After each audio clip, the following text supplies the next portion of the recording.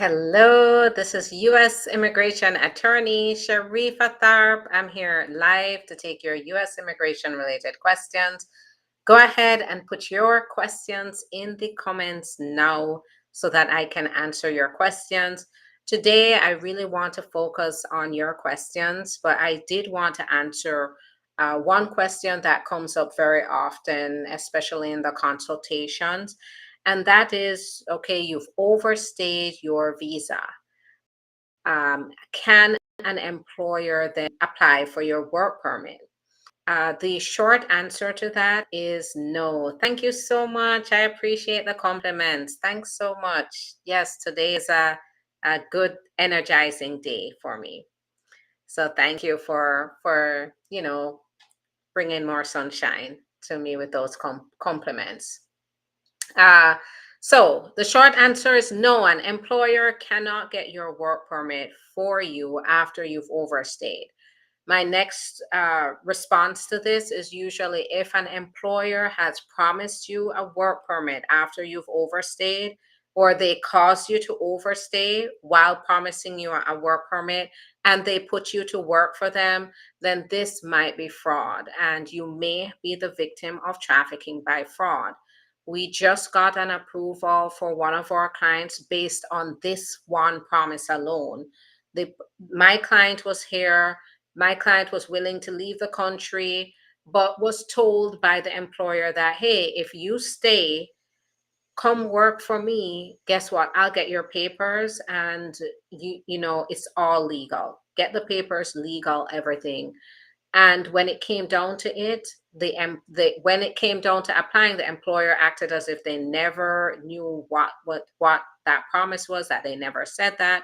They instead suggested my client pursue fraudulent ways to get their papers and their work permit. My client, though, did the right thing, and as soon as this happened, left the work. And I understand sometimes you may not have a choice or the flexibility to just get up and go. But my client, well, actually, my client got injured, so I had no choice but to leave, and the employer cared nothing about what happened to my client. My client could not work after the injury, left because then, with the failure to file for papers, then being injured, it was just too much. And my client has status because of this fraudulent promise. So if you're in that situation, give me a call because you can qualify for what's called T status based on this. And a lot of employers are not being held accountable. So they get away with doing these things. They get cheap or free labor, or they put immigrants in positions where they work strenuously, or they work in environments that are unsafe because they feel like they don't have any choice, and the employer does it because they feel as if they can get away with it with certain immigrants, those who have overstayed, those who have came into the country without inspection, and so they tend to be very the ones that are targeted because of these facts. So I just wanted to bring this to your attention, right? Overstay means you cannot apply for the work permit through an employer. I mean, there are rare, I wouldn't say rare, but there are exceptions. And for example, one of the exceptions is, and this one doesn't even allow you to stay here, it doesn't allow you to get the work permit. So it wouldn't even count as getting the work permit through an employer, by the way. But if you're here, you have a citizen or resident parent, and the employer agrees to sponsor you, you could get a special forgiveness for the overstay, but travel back to your country for the final interview to get your employment-based green card. So as you can see, it's a sort of last resort option. And, most people would rather be here and get their green card or get their work permit than have to leave and face the risk of being outside of the country after overstaying or being here without status. All right, so now I'm going to jump straight into questions. I want to spend the rest of the time answering some questions here. Hey, do you charge for consultation? So absolutely, we charge. Just go ahead, call the office, and you can schedule or go to the link in the profile to schedule. It's 150. Hello, hi there, Erin. It's so nice to see you. I want to concern about husband and son case from India. I'm here in the USA. So, give us, if you are in need of legal advice and you don't already have an attorney, give us a call and let's talk. Um, Otherwise, always be sure to talk to your attorney. Your attorney is there to assist you. So call your attorney because they know your case best. Hello, I have a master hearing on the 25th of April. Is it possible for me to go to immigration court without a lawyer for this first appointment? So I often, sometimes you don't have a choice. The 25th is right around the corner, and it may be very hard to get an attorney to show up in such a short period of time. Um, I encourage you, though, try your best to get an attorney to go with you. Because what I do find is a lot of people that go to the court hearing without a lawyer, they get a chance. So sometimes the judge then continues the case, schedules it out for 6 months to another year out, and gives you the chance to get a lawyer.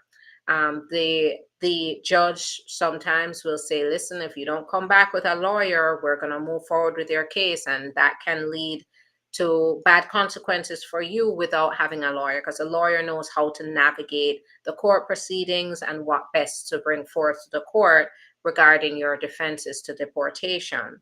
So important that you find a lawyer. It's not guaranteed though that they're going to give you that chance. If you go to your first master calendar hearing, what usually happens is they will go ahead and they will you basically answer to the charges in your notice to appear. Once you confirm that, then the judge, if there are any motions or any sort of defenses, like if you're claiming asylum, withholding of removal, cancellation of removal, those kinds of defenses to deportation, the judge will accept it at the master calendar hearing and then move forward with scheduling an individual hearing, which is sort of like a final trial. That's usually scheduled. Right now, it can be even years from now. Some are being scheduled 2, 3 years from the date of your master calendar hearing. But the first hearing is usually about answering to the charges in the notice to appear. When I say charges, it means, what they usually put the reason you're being issued deportation, a notice to appear for deportation. They'll put that in. I just refer to it as the charges. And then you have to state then how you're going to respond to that as a defense.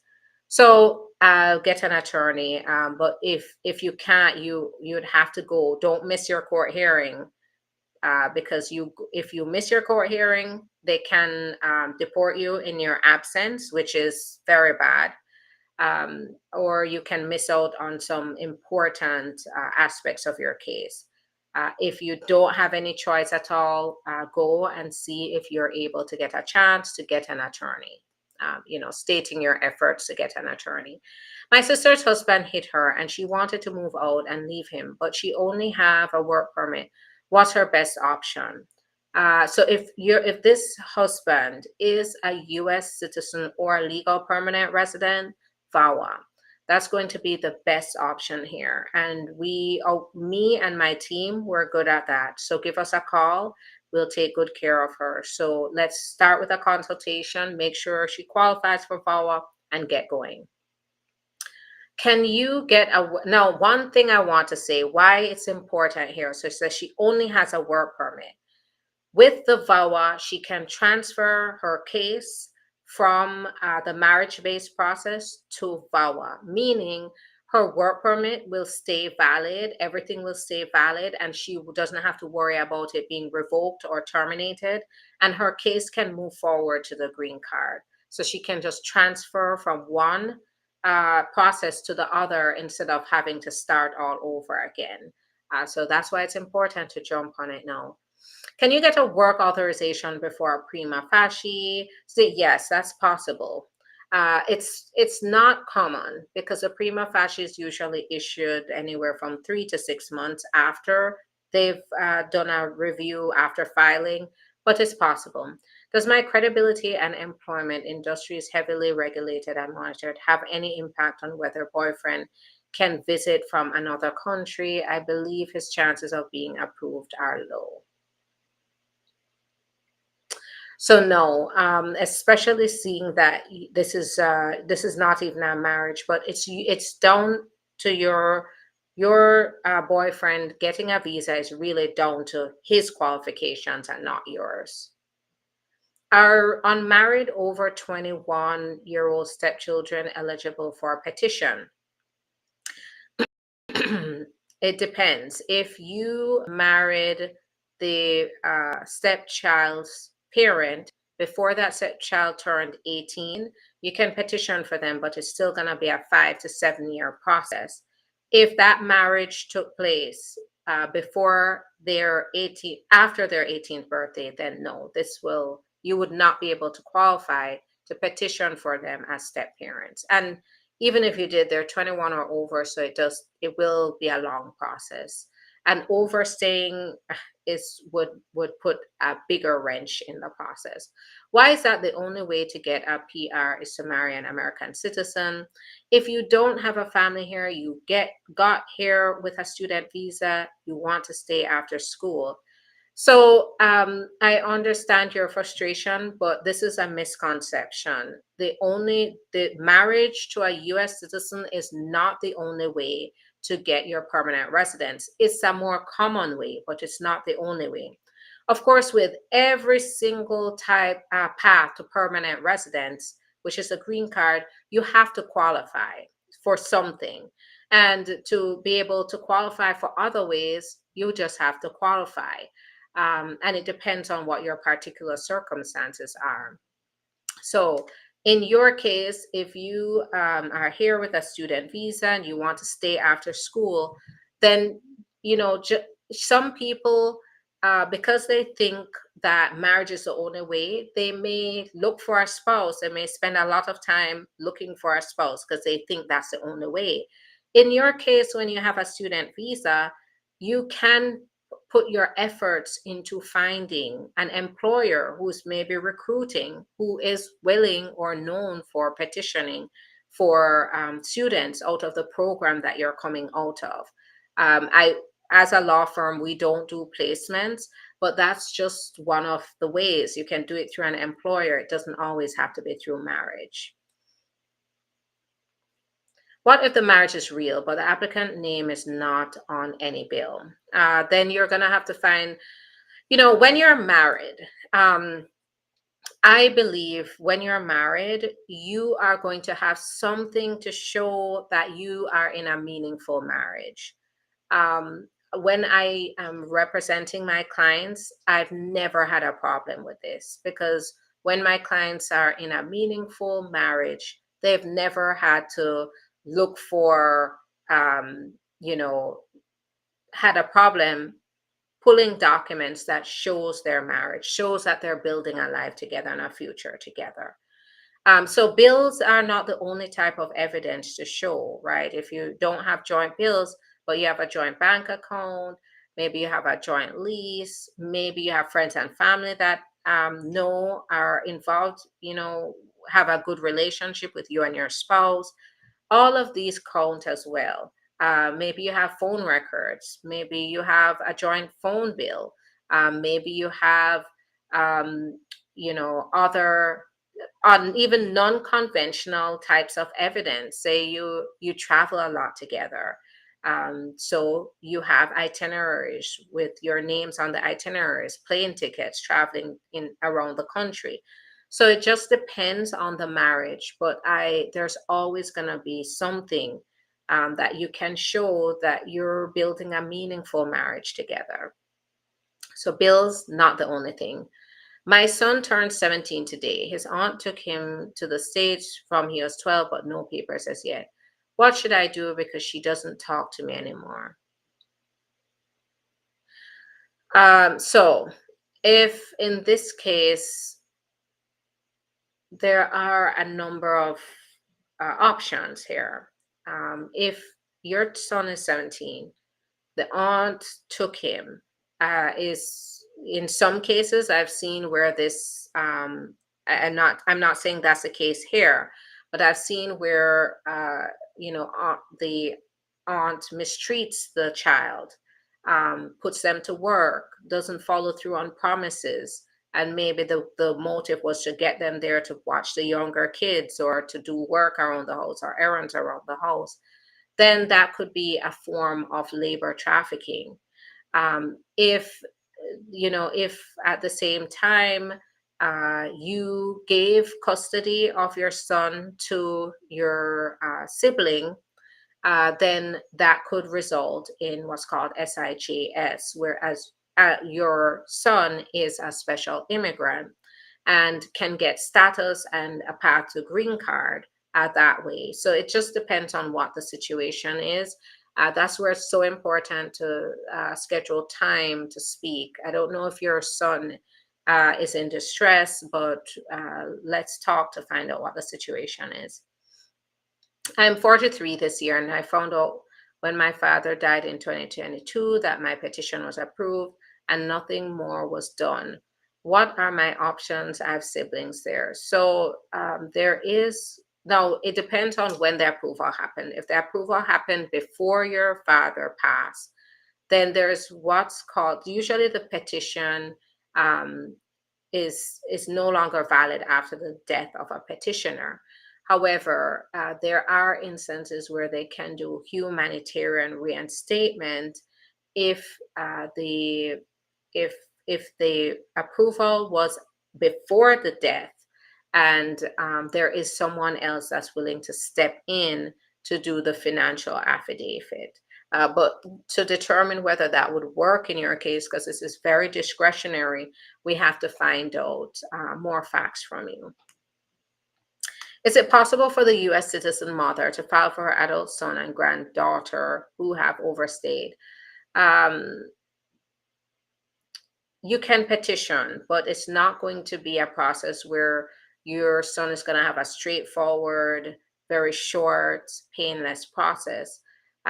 Your adult son, who's I'm assuming is 21 or over, is going to be looking at 5 to 7 years. And that's if he's unmarried. If he's married, then you're looking at about 12 years. And then after that, because of the overstay, they will have to require him to apply for forgiveness to go back.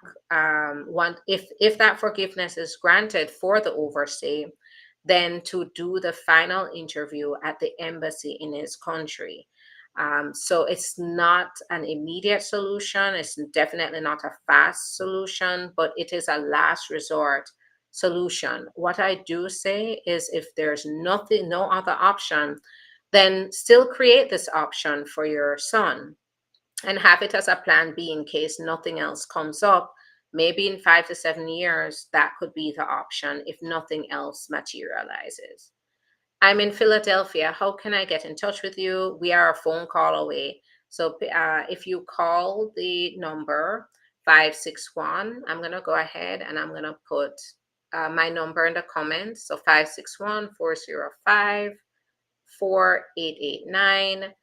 You can call that number or go to the link in the profile. And as soon as you click on the link, you will see buttons. You can schedule your own appointment without calling, and that will get you on my schedule or on Attorney Bria's schedule. Attorney Bria works with me as well. Or you can go to the website, which there's a button for the website. And when you go there, just look on the website, you'll see the phone number and you can click to call. Do you also assist with visitors visas? So it depends. So I have clients who have visitors visas who've come here, maybe overstayed, or they've come here and they're applying for adjustment of status, but it is not one of our areas. We don't help anybody to apply for visitors visas right now. So we mostly focus on helping clients to get work permits here in the US and they're permanent residents. So all our solutions and our energy is usually towards those goals. Petition for alien relative case was approved in November 2019, but I haven't heard anything else. What do I need to do to get my petition moving? It may be the wait list you're on.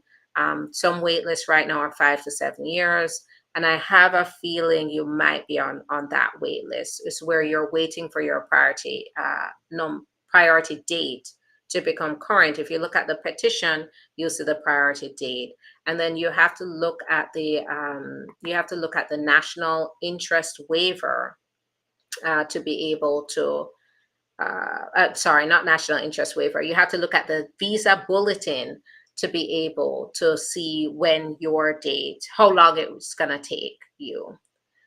All right, so let me go here. I'm on TikTok and I'm gonna answer some questions. So I'm going from one platform to the other, and I'm getting to as many questions as possible.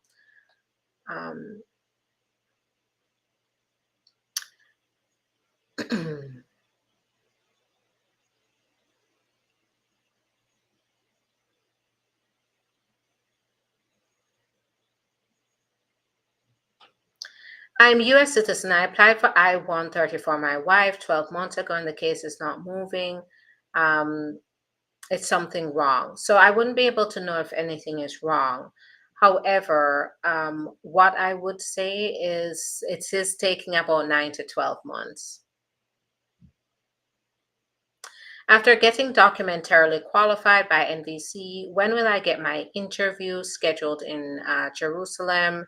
So I'm seeing the average wait time across the board is about 1.5 to 2 years. It might change though, just depending on where you are, might even be longer. So that, it really depends on the particular embassy. Employment-based I-551. Okay, so that's not. How long does it take to hear back on a decision of a VAWA application? So if you just filed, I'd say 2 to 4 weeks. And then, it depends on what type of process you're pursuing. Usually what we do is we apply for the VAWA petition along with the work permit, a travel document, and the green card application at the same time. So about 8 months later, the work permit comes with the travel document. And then about 2 years, the VAWA approval comes in, and then they move it to the green card stage. So within 2.5 to 3 years, you'll get the green card.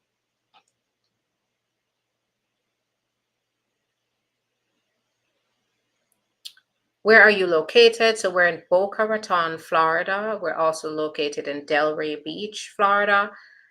Even though we're in Florida, we have our clients all over the country. So not only in Florida, but nationwide.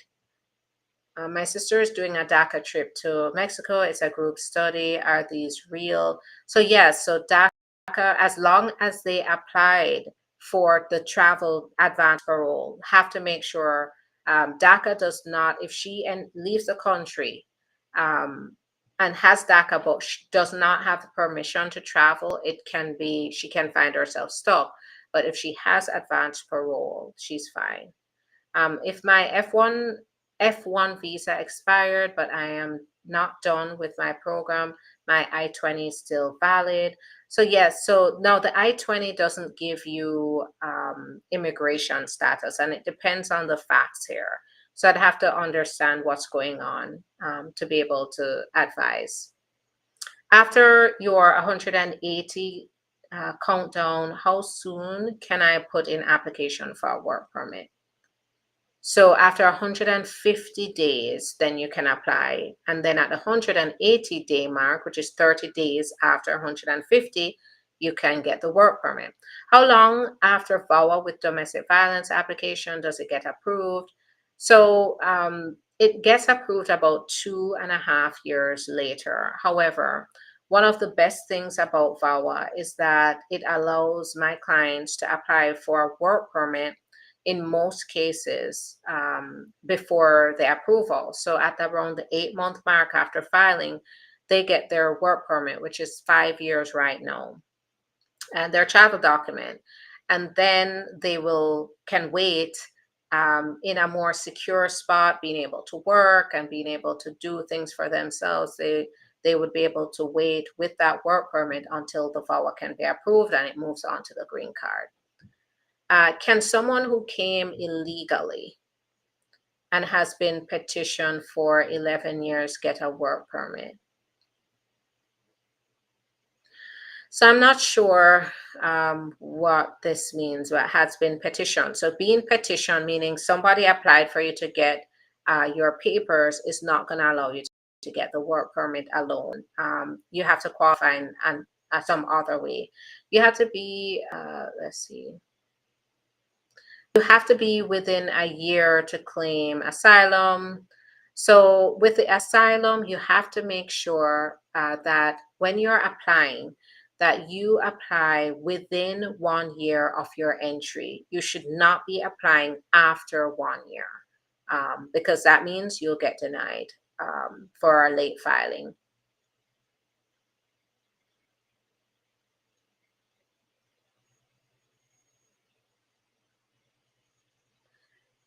So someone here is in the chat is giving wrong information. So I just want to, guys, listen to me. Don't listen to other people that are, playing community lawyers in here, because that's where it gets dangerous, and I don't want to endorse that. So someone says you can't request a work permit until minimum 180 days. Wrong. You can apply for the work permit after applying for asylum at 150 days, and then they will issue the work permit at the 180th day. If you should not be waiting 100, you shouldn't be waiting 6 months to get just to apply for the work permit. You will set yourself back. So it's 150 days, which is roughly 5 months. I have a friend who needs their DS2 2019 status to adjust their status. How could she go about it? So I'm not sure. Now, with the DS 2019, that usually is related to the J1 visa, and usually states whether the 2-year foreign residency requirement applies here. So it might be an issue with that, but your friend needs to do a consultation. Can you share more more on the work visa and the requirements? So there's not just one work visa, there are multiple, and it depends on your qualifications. But most importantly, it depends on the employer's ability to petition for you. That's the most important one. There is one that's called a national interest waiver if you have an advanced degree or exceptional ability. Then you can possibly apply for your own green card, but you still have to make sure that when you've overstayed, it will not work in this case. I'm 26 years old. I did not register for selective services. Can I apply for naturalization? It's possible, but we'd have to then state why is it that you didn't apply for selective service, to make a case that it wasn't intentional. How long to bring my brother from Romania? So siblings, petitioning for siblings is about minimum 14 years. My sister, as a US citizen, is it faster if I apply for my sibling or if my green card holder parent apply? Green card holder parent applying is faster. US citizens applying for their sibling is 14 years at minimum right now. What if you're married? Do you still have a chance in the US?